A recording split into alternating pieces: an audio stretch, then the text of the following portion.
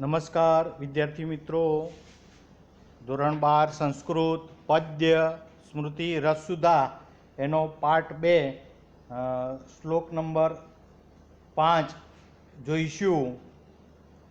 તો યથા અન્નમ મધુ સંયુક્તમ મધુ વા અન્નેન સંયુક્તમ એવં તપસ્ય વિદ્યા ચ સંયુક્તમ ભેષજમ મહત. અહીંયા આ શ્લોક વશિષ્ઠ સ્મૃતિમાંથી લેવામાં આવેલો છે.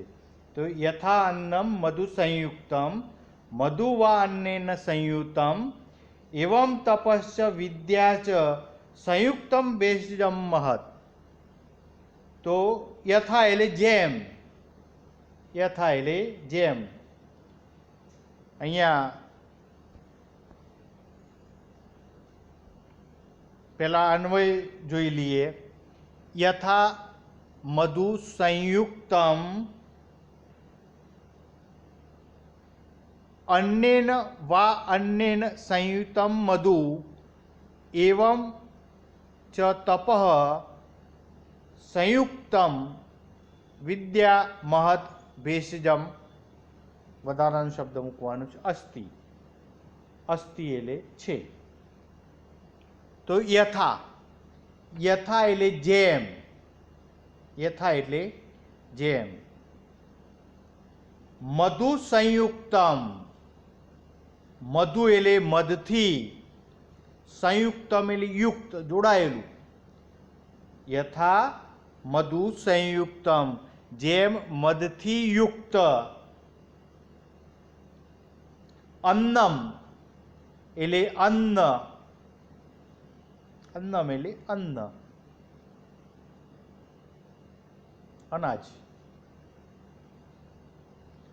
તો જેમ મધથી યુક્ત અન્ન વા,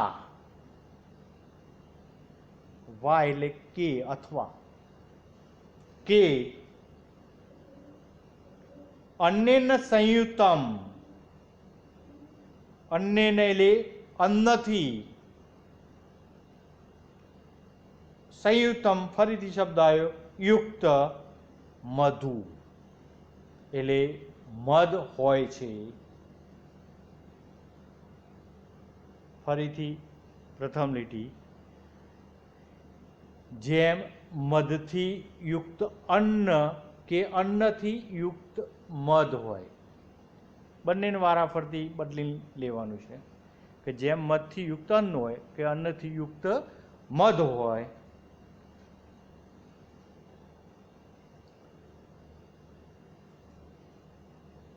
બીજી લીટી, એવમ એટલે એમ, એવમ એટલે એમ. વિદ્યા ચ સંયુક્તમ, વિદ્યા ચ સંયુક્તમ એટલે વિદ્યા વડે જોડાયેલું. વિદ્યા ચ સંયુક્તમ વિદ્યા વડે જોડાયેલું.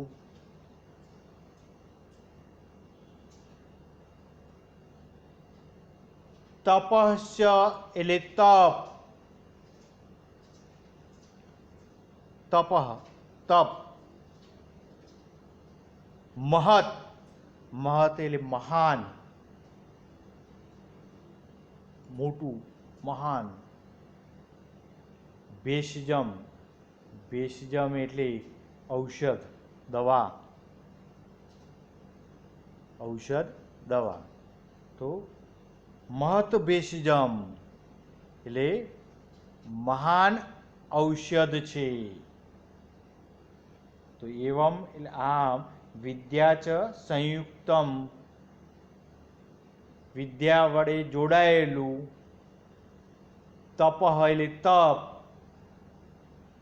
મહત ભેષજમ મહાન ઔષધ છે.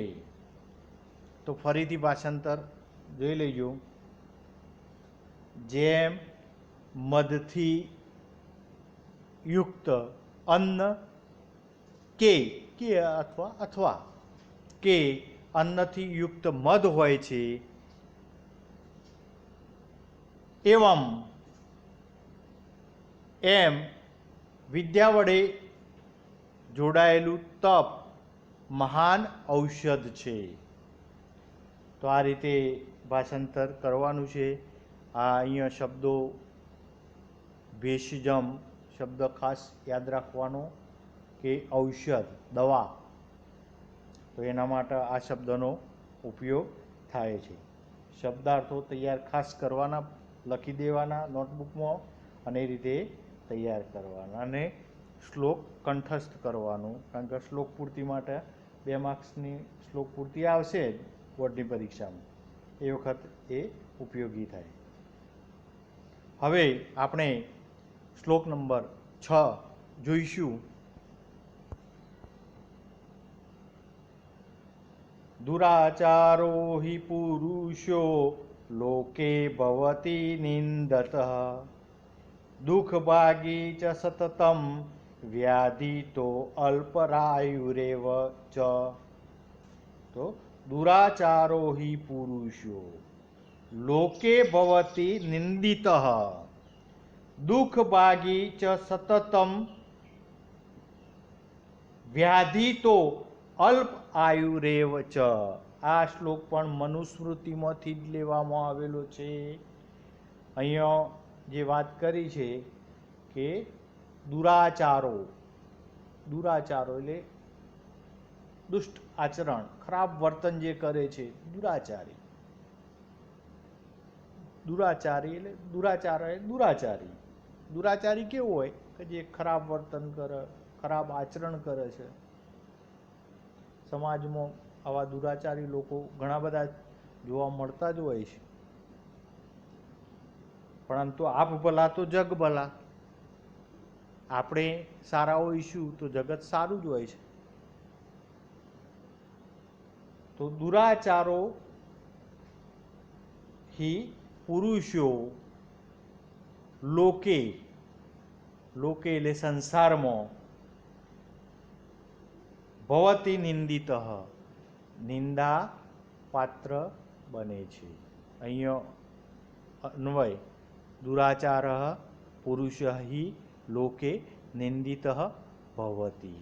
તો દુરાચાર એટલે દુરાચારી પુરુષ એટલે પુરુષ, દુરાચાર પુરુષ એટલે દુરાચારી પુરુષ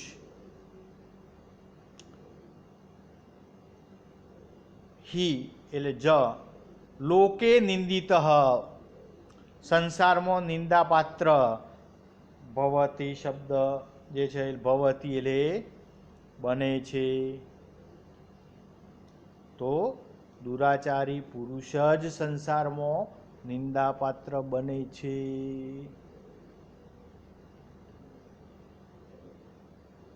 ચ અને બીજી લીટી દુઃખ ભાગી સતતમ, સતતમ એટલે નિરંતર,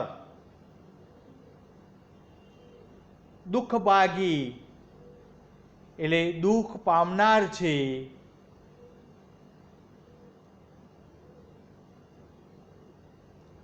વ્યાધિ તો અલ્પ આયુ એવ ચ. અને ચ એટલે અને અલ્પ આયુ એટલે ટૂંકા આયુષ્યવાળો, અલ્પ આયુ એટલે ટૂંકા આયુષ્યવાળો, એવ એટલે જ ભવતી.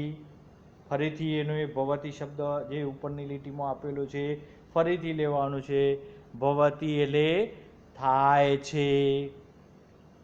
તો દુઃખ ભાગી ચ સતતમ અને વળી તે નિરંતર, સતત નિરંતર. વ્યાધિ તો અલ્પ આયુરેવ ચ. વ્યાધિ તો શબ્દ એટલે રોગી, વ્યાધિ તો એટલે રોગી રહે છે. અલ્પ આયુરેવ ચ અને ટૂંકા આયુષ્યવાળો થાય છે. તો દુરાચારી પુરુષ સંસારમાં એક તો નિંદાપાત્ર બને છે અને તે સતત નિરંતર દુઃખ પામનાર છે, રોગી રહે છે અને ટૂંકા આયુષ્યવાળો થાય છે, એનું આયુષ્ય લાંબુ રહેતું નથી. તો દુષ્ટ માણસ માટે અહીંયા મનુસ્મૃતિમાં સરસ વાત કરી છે. દુષ્ટ માણસોનું જીવન કેવી રીતે પસાર થાય છે એ વાત કરી છે. તો આ રીતે ભાષાંતર કરવાનું છે. દુરાચારી પુરુષ જ સંસારમાં નિંદાપાત્ર બને છે અને વળી તે સતત દુઃખ પામનાર છે, સતત નિરંતર દુઃખ પામનાર છે, રોગી રહે છે અને ટૂંકા આયુષ્યવાળો જ થાય છે, એનું આયુષ્ય લાંબુ રહેતું નથી. એટલે સદાચારી બનવાની વાત કરી છે. દુરાચારી બનવાથી આ બધી સમસ્યાઓ એના જીવનમાં આવે છે. હવે શ્લોક નંબર 7 જોઈશું.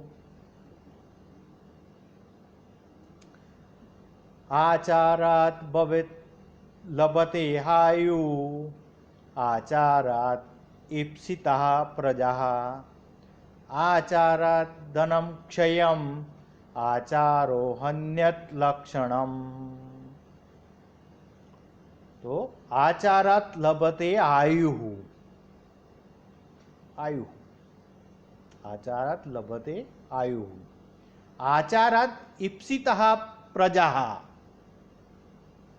આચારાત ધનં ક્ષયમ આચારો હન્યત લક્ષણમ. આ શ્લોક પણ મનુસ્મૃતિમાંથી જ લેવામાં આવેલો છે. અહીંયા આચારાત સદાચાર, પેલામાં દુરાચાર, જે શ્લોક નંબર 6 માં દુરાચારની વાત કરી હતી, અહીંયા આચારાત એટલે સદાચારથી લભતે આયુહુ, લભતે એટલે મેળવે છે, આયુહુ એટલે આયુષ. તો આચારાત આયુહુ લભતે, તો સદાચારથી મનુષ્ય આયુષ્ય મેળવે છે. આચારાત શબ્દ ખાસ લખી રાખજો. આચારાત એટલે સદાચારથી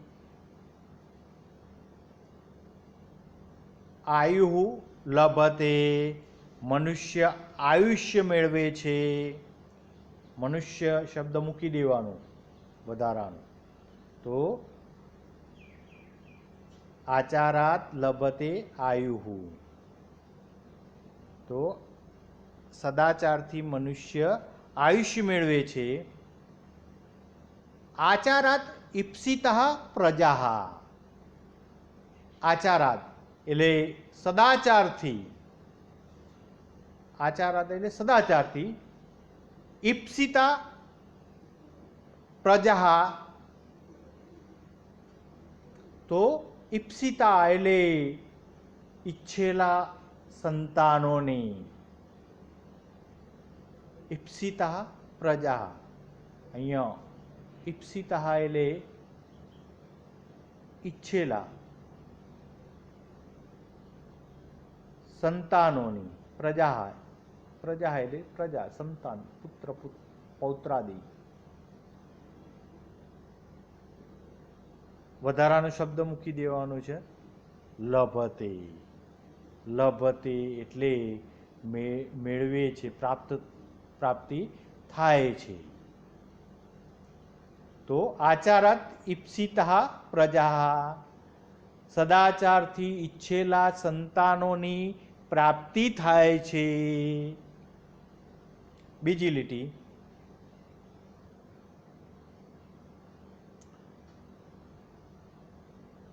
અહીંયા બીજી લીટીમાં છેલ્લો શબ્દ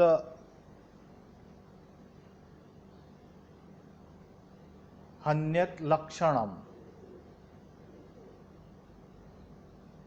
હન્યત અલક્ષણમ, અલક્ષણમ એટલે અનિષ્ટ લક્ષણ નહીં, અપલક્ષણ નહીં, અપલક્ષણનો. હન્યત એટલે નાશ કરે છે. તો આચારાત, આચારાત એટલે સદાચારથી, આચારાત એટલે સદાચારથી. ધનમ અક્ષયમ, અક્ષયમ એટલે ક્ષય વિનાનું, નાશ ન પામે તેવું, એટલે અખૂટ. અક્ષયમ એટલે અખૂટ. ધનમ એટલે ધન. તો આચારાત અક્ષયમ ધનમ, આચારાત અક્ષયમ ધનમ. તો સદાચારથી અખૂટ ધન મળે છે.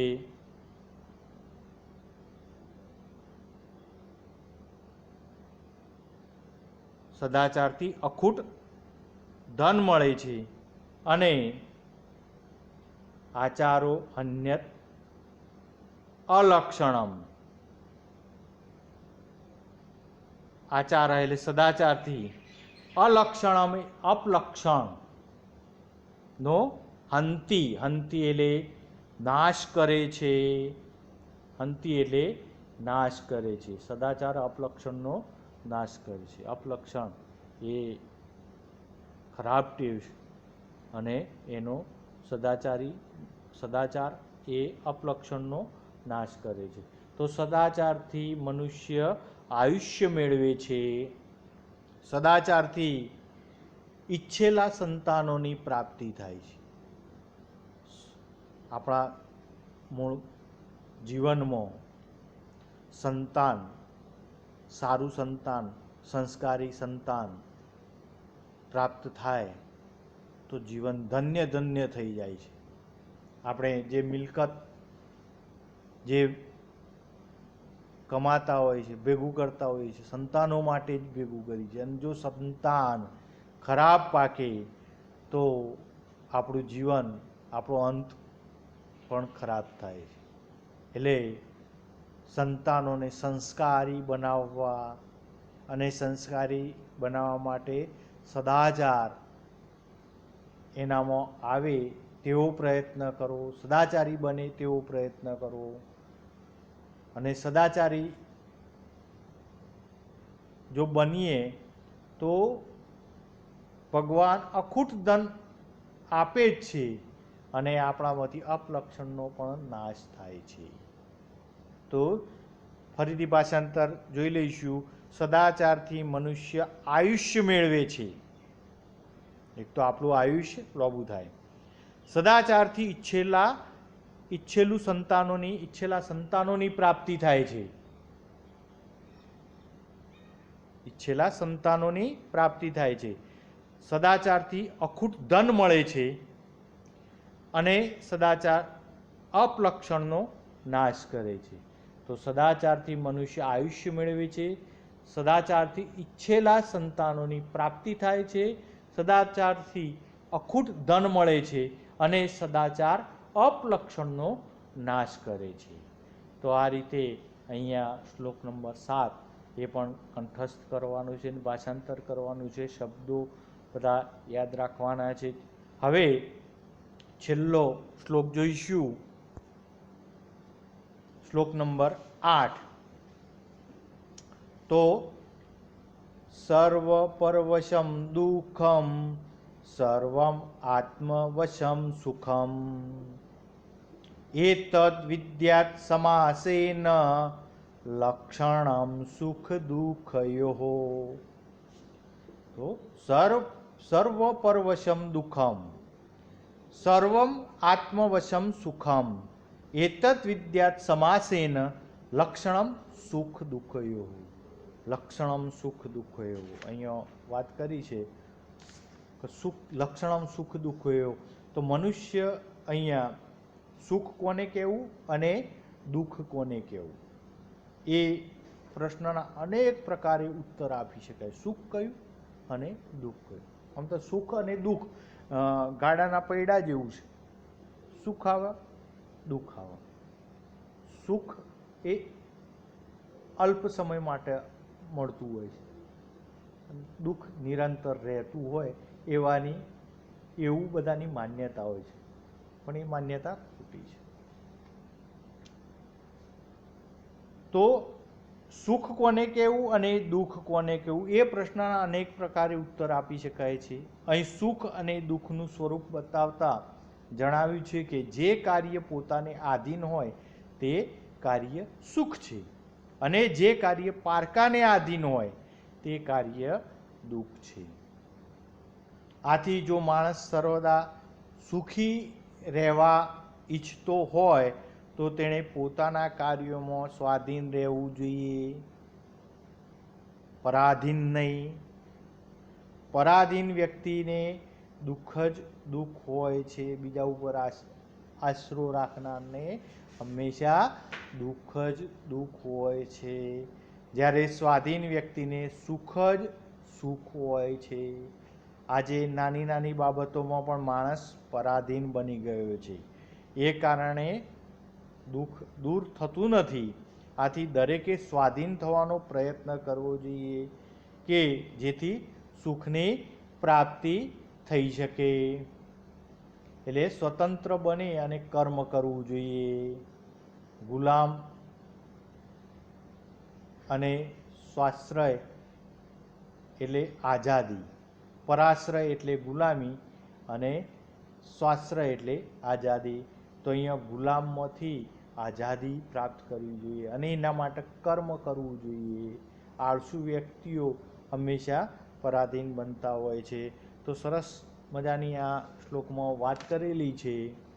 તો પરવશમ સર્વમ પરવશમ દુઃખમ, અન્વયમાં છે સર્વમ પરવશમ દુઃખમ. પરવશમ એટલે પારકાને વશ હોય તે, સર્વમ એટલે સગળું, દુઃખમ એટલે દુઃખરૂપ છે. તો પારકાને વશ હોય તે સગળું કાર્ય દુઃખરૂપ છે.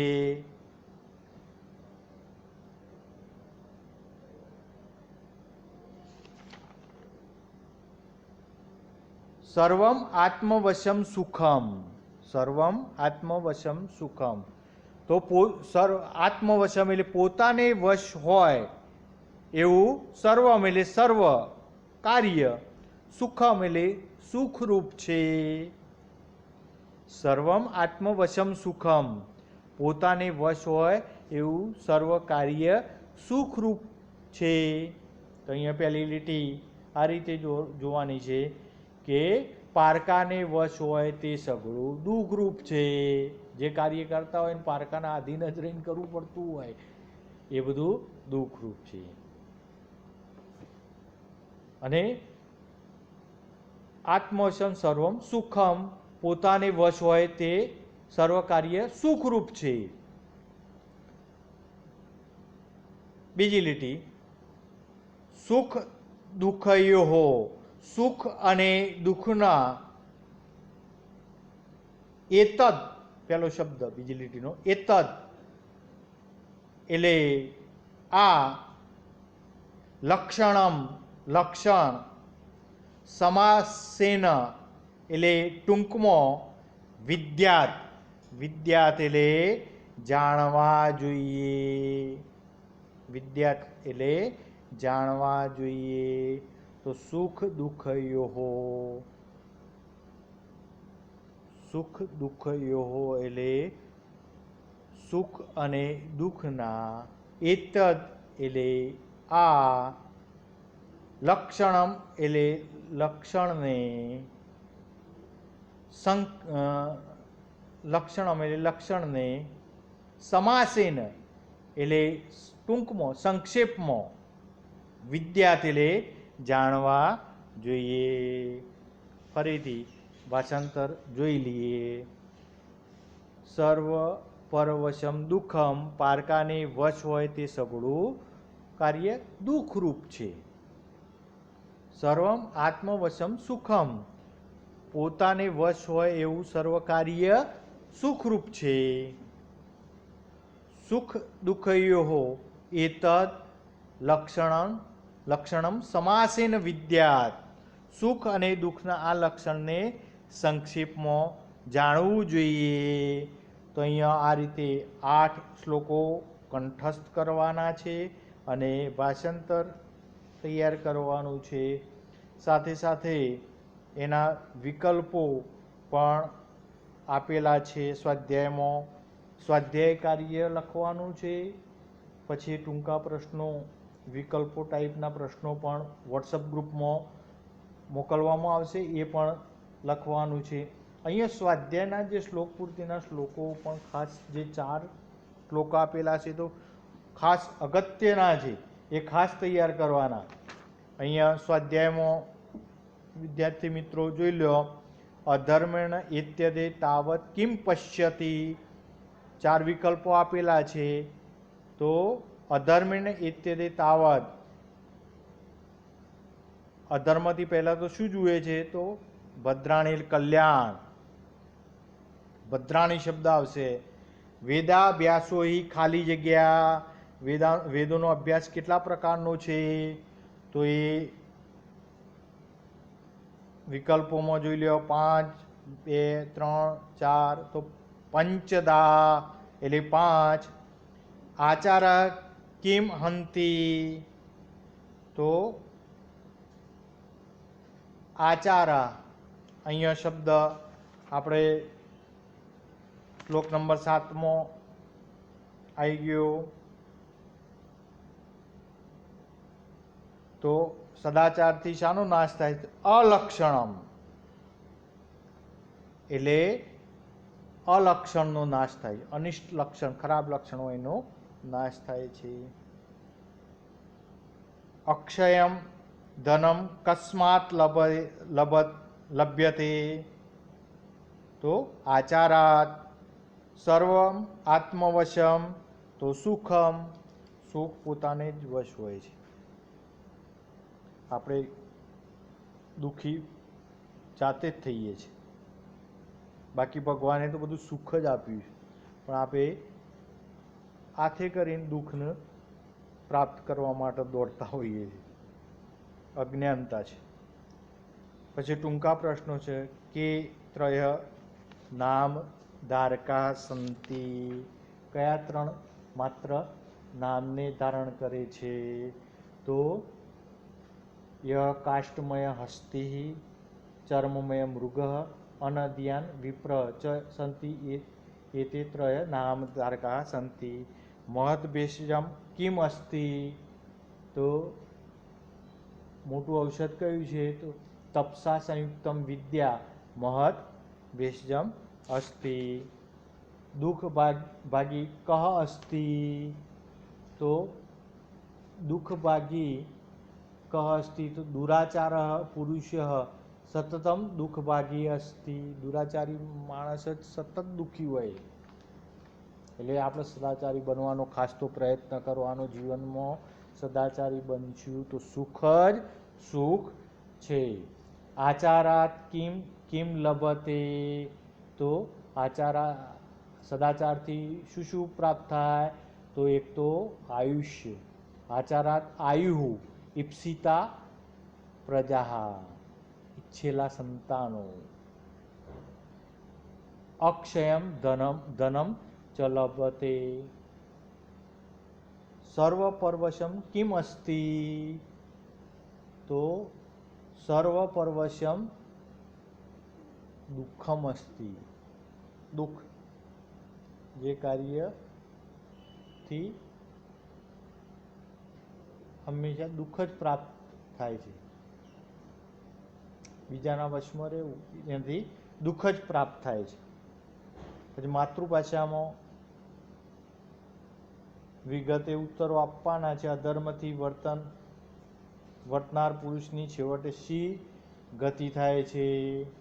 તો અધર્મથી વર્તનાર પુરુષ પ્રથમ તો ઉન્નતિ કરે અને પછી કેટલાક દિવસો સુખ સમૃદ્ધિમાં વિતાવે છે અને પોતાના શત્રુ ઉપર વિજય મેળવે છેવટે તેનો સર્વનાશ થાય છે. કોણ માત્ર નામને જ ધારણ કરે છે?